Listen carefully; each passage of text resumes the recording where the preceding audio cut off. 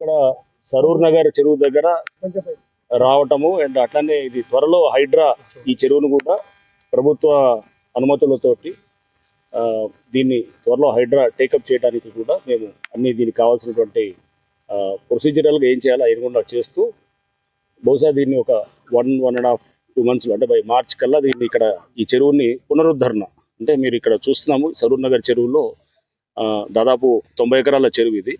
ఒరిజినల్గా FTL around more than 140-150 acres ఉంటాయి.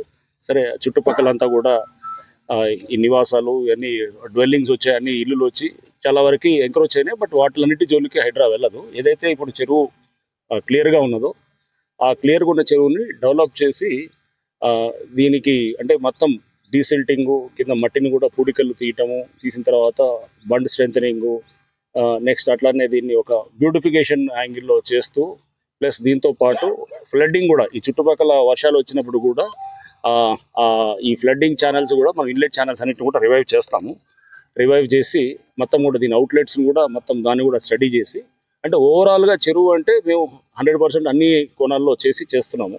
ఏదో పైన మెరుగులు దిద్ది ఏదో చేస్తాను ఏదో చేయటం కాకుండా ఇది ముఖ్యమంత్రి గారి ఆదేశాల ప్రకారం పెద్ద చెరువులు టేకప్ చేయాలని కూడా వారు మాకు చెప్పడం జరిగింది.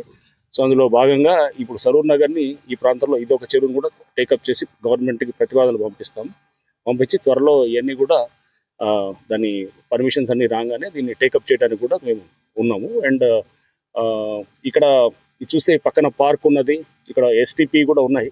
ఎస్టీపీ కెపాసిటీని కూడా టోటల్గా తీసుకున్న తర్వాత ఇది కూడా సార్ ఈ గోడ మొత్తం ఈ land open land sir.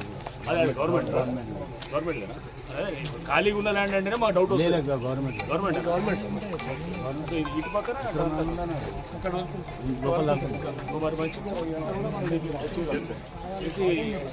STP కూడా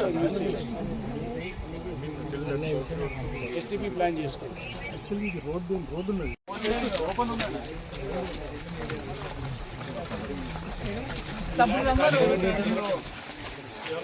డిస్ప్యూట్ ఏమన్నా